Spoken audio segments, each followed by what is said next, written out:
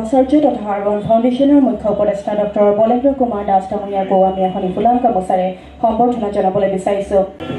নমস্কাৰ। পোনপ্ৰথমতে মই সভাগৃহত মঞ্চত উপবিষ্ট মোৰ অতি মৰমৰ কবি নীলিম কুমাৰ, শ্ৰদ্ধেয় ছাৰ অধ্যক্ষ প্ৰাগজ্যোতিষ কলেজৰ প্ৰাক্তন ডক্টৰ দয়ানন্দ পাঠক নামেজাৰ পৰিচয়, আৰু মোৰ বন্ধু ডাক্তৰ ৰবীন্দ্ৰ শৰ্মা, তেখেত ডক্টৰ নহয়, তেখেত ডাক্তৰ, গতিকে ডাক্তৰ ৰবীন্দ্ৰ শৰ্মা ডাঙৰীয়া আৰু ইয়াত উপস্থিত থকা যি কেইগৰাকী ইমান ব্যক্তি নহয়, আপোনালোক এটা কথা জানিব যে কোৱালিটি কাউণ্টছ, সদায় গুণগত মৰ্যাদাটো বহুত ডাঙৰ কথা, কোৱান্টিটিতকৈ গুণগত মৰ্যাদাটোহে আটাইতকৈ ডাঙৰ কথা। আজি ডক্টৰ সীমা বৰাৰ ইয়াত দুখন গ্ৰন্থ, ভালপোৱাৰ ৰূপকথা আৰু মৰু ছায়া বুলি আমাৰ অতি শ্ৰদ্ধাৰ অসমৰ এগৰাকী প্ৰত্যজশা সাহিত্যিক ঔপন্যাসিক মণিকুন্তলা ভট্টাচাৰ্য ডাঙৰীয়ানে উন্মোচন কৰি গ'ল।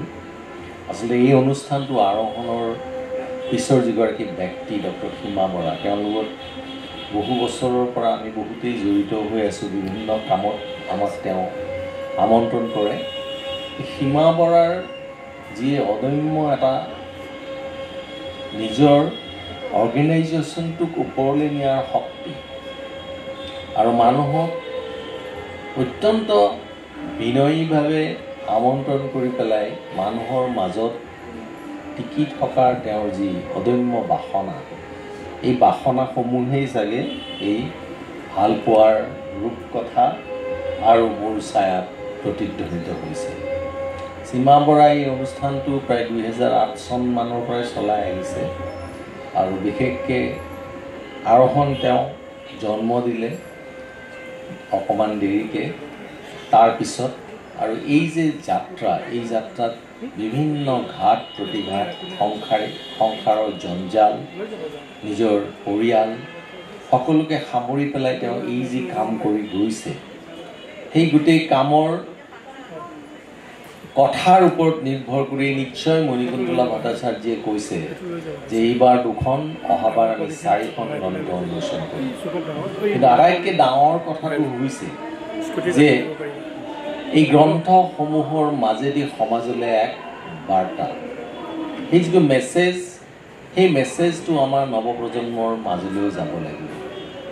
ভালপোৱা বা মৰু ছায়াৰ মাজত নিশ্চয় মানুহৰ প্ৰেম, সম্প্ৰীতি, পাৰিবাৰিক বিভিন্ন সংঘাত, তাৰ পৰিণতি, আৰু তাৰ পৰা মানুহে নিজে উদ্ভূত হৈ ওলাই আহি পেলাই সামাজিক এক যি প্ৰতিষ্ঠা, সেইটো কৰাৰ কাৰণে লেখিকাৰ আগ্ৰহ আৰু চিন্তা সদায় বৰ্তি আছে। তেওঁ সেইবাবেই বিভিন্ন মহিলা সবলীকৰণৰ কাৰ্য, বিভিন্ন একাডেমিক কাম, ছাত্ৰ ছাত্ৰীক শিক্ষাৰ বিভিন্ন কাৰ্য, আৰু সমাজৰ বঞ্চিত শ্ৰেণীৰ বহুতক লগত লৈ পেলাই যিবিলাক কণ কণ ল'ৰা ছোৱালী আমাৰ সংস্কৃতিৰ, কলা আৰু সংস্কৃতিৰ বিভিন্ন কথা শিকোৱাৰ কাৰণে আৰোহণৰ যিটো আৰোহণ মিউজিক স্কুল, আৰোহণ একাডেমি, আৰোহণ ফাউণ্ডেশ্যন ইত্যাদি ইত্যাদিৰ মাজেদি ৰাইজক, অসমৰ ৰাইজক সহায় সহযোগিতা জনাই আহিছে। আৰু মই বিচাৰিছোঁ আজিৰ এই পবিত্ৰ ক্ষণত যে সেই সহায় সহযোগিতাই প্ৰস্ফুটিত হৈ মানুহৰ মাজৰ পৰা মানুহক ভাল পোৱা গতি প্ৰকৃতিৰ সৃষ্টি কৰক। কাৰণ এই লেখিকাৰ যি সৃষ্টি, সেই সৃষ্টিৰ শব্দ ব্ৰহ্ম, গতিকে প্ৰতিটো শব্দই যাতে মানুহক একান্তভাৱে অনুপ্ৰাণিত কৰি পেলাই মানুহৰ বাবে কাম কৰাক আগ্ৰহান্বিত কৰে, যিটো আৰোহণে কৰি আছে, সেইখিনি কথাকেই মই উনুকিয়াব বিচাৰিছোঁ।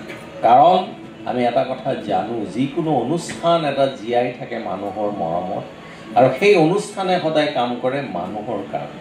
গতিকে এই যিবিলাক তেওঁ কাৰ্য কৰিছে, তাৰ ফলত তেওঁ অসম চৰকাৰৰে হওক, ভাৰত চৰকাৰৰে হওক, ৰাষ্ট্ৰীয় আন্তঃৰাষ্ট্ৰীয় ইত্যাদি বিভিন্ন স্বীকৃতিও লাভ কৰিছে বঁটা ইত্যাদিৰ মাধ্যমেৰে।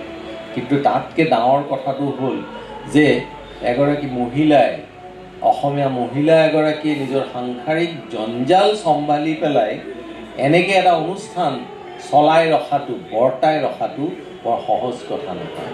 গতিকে আমি আটাইয়ে তেখেতৰ এই যাত্ৰাত সহযাত্ৰী হৈ তেখেতক যাতে আমি আগবাঢ়ি যোৱাত সহায় কৰিব পাৰোঁ আৰু লগতে এই যে আমাক আমাৰ মৰমৰ ডিম্পী ভৰালী এটা খবৰ দিলে দুৰ্ঘটনাৰ, আজি এই মঞ্চৰ পৰাই আমি সমূহীয়াভাৱে তেখেতৰ ভাতৃ যি দুৰ্ঘটনাৰ সন্মুখীন হৈছে তেওঁ অতি সোনকালে তাৰ পৰা ৰোগমুক্ত হৈ স্বাস্থ্যৱান হৈ ওলাই আহক, সেই কামনাৰে আপোনালোক আটাইকে নৱবৰ্ষৰ আন্তৰিক শুভেচ্ছা জ্ঞাপন কৰি মই মোৰ বক্তব্যৰ সামৰণি মাৰিছোঁ। নমস্কাৰ।